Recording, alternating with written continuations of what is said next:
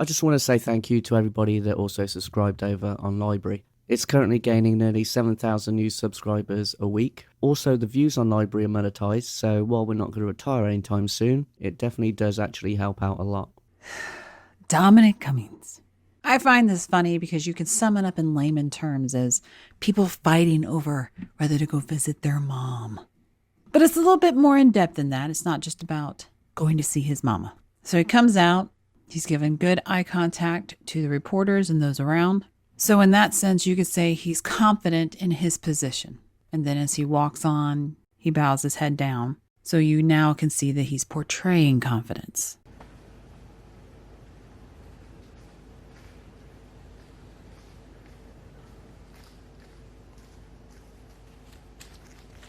Hi there. Sorry I'm late.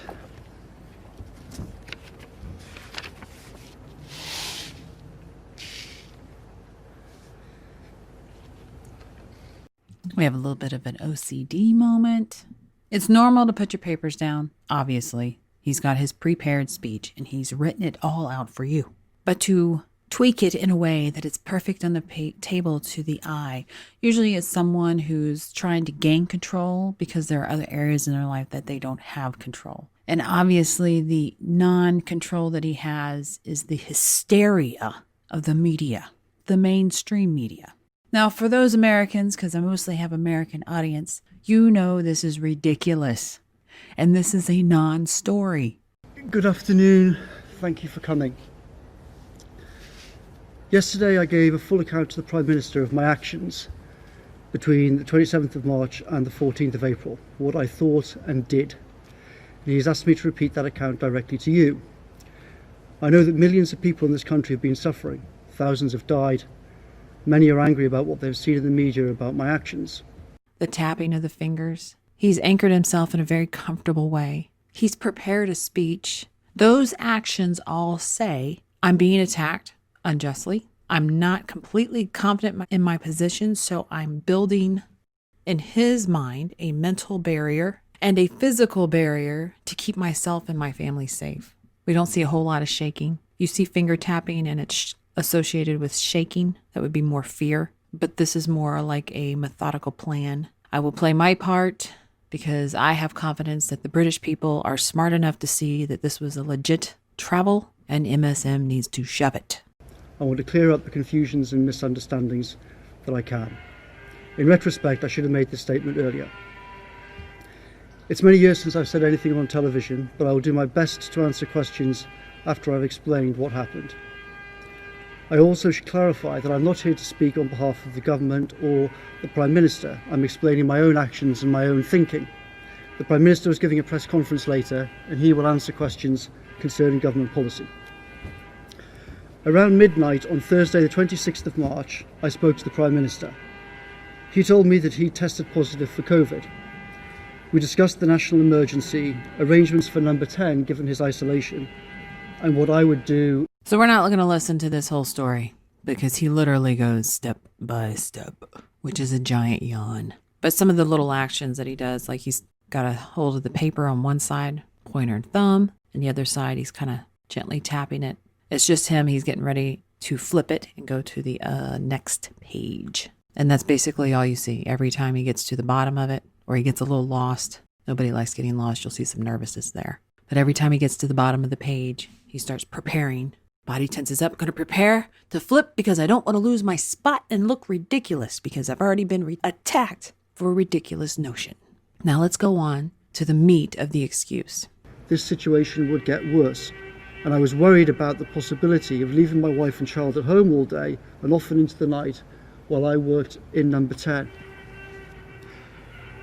I thought the best thing to do in all the circumstances was to drive to an isolated cottage on my father's farm. At this farm, my parents live in one house, my sister and her 2 children. So you saw him do a very big movement. He sits back. He's come back forward because this is the meat of the excuse. This is why we went. But again, remember the audience who he's speaking to. If these people were friends, there'd be no stress, but they're not. Live in another house, and there was a separate cottage roughly 50 meters away from either of them. My tentative conclusion on the Friday evening was this: if we are both unable to look after our child, then my sister or nieces can look after him. My nieces are 17 and 20. They're old enough to look after him, but also young enough to be in the safest category, and they had extremely kindly volunteered to do so if needed. But I thought, if I do not develop symptoms and there's a testing regime in place at work, I could return to work. So you see this nervousness come out, the shifting of the body. He's not ready to turn the page. He's holding his place, though. That's why his hand's where it's at. It's his marker. This is the heart of it. If I tested negative. In that situation, I could leave my wife and child behind in a safe place. Safe in the form of support from family for shopping and emergencies, safe in the sense of being away from our home, which would become a target, and also safe for everybody else, because they were completely isolated on a farm and could not infect anybody. Contrary to some media reports, there are no neighbours in the normal sense of the word. The nearest other homes are roughly half a mile away.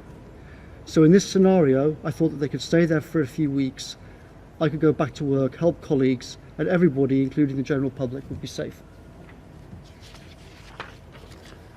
Sounds like a reasonable thought process. We see some nervousness. That's kind of normal. I mean, you've got idiots with pitchforks in front of you. There are multiple idiots. And those of you wondering the noise that you're hearing in the background, it sounds like one of the ridiculous protesters. I was told to ask the people in this order. Laura. Okay. Thank you very much, Mr. Cummings. Do you regret what you did? Because many people in this country have made heartbreaking sacrifices in the last couple of months in order to stick to the rules that you were part of putting together. And many people may have listened to you and think you made your own interpretation. And do you understand, for some people, it seems as if there was one version of the rules for you and one version of the rules for everyone else? Thank you. I don't think she was listening. But what do I know? I have the illusion that I live in a very free world or a free country. Laura, no, I don't regret. Well, that made him very nervous. No, because it does go against the rules. Don't travel. When the popo comes to your door, your front yard, and tells your kids to get inside the house because your very own front yard isn't safe enough for them to play in, it does kind of look hypocritical when this guy gets to leave his front yard. But then again, these people aren't the leaders that Trump is. Trump says things like, yes, I'm not making it mandatory to wear a mask, but they're suggesting it, but I'm not wearing it. You can if you want, which tells the population these are suggestions. You take your life in your own hands, and if you want to walk around in a hazmat suit, by golly, you do it. But the next person beside you has the freedom to decide if they want to catch diseases or not. Unfortunately, this government doesn't seem to have that kind of leadership. So he gets nervous when confronted with these paradigms. What I did, as I said, I think reasonable people may well disagree about how I thought about what to do in these circumstances, but you hear a lot of stuttering. He's looking nervously around, keeps looking down for notes to help bail him out, and that's unfortunate. There is no regulation covering the situation that I found myself in on Friday night. I had to exercise judgment about what to do, weighing up all of these different things. Okay, thank you very much, everybody. Take care. So it's a half-hearted take care, obviously. Thank you very much, everybody. He's looking around. Really, specifically, no one. Take care doesn't even look at them. There's no genuineness. It's just politeness. Which when you're faced with a mob of pitchforks, who really cares how they care for themselves? So let's move on to the very end where he's been accused of giggling.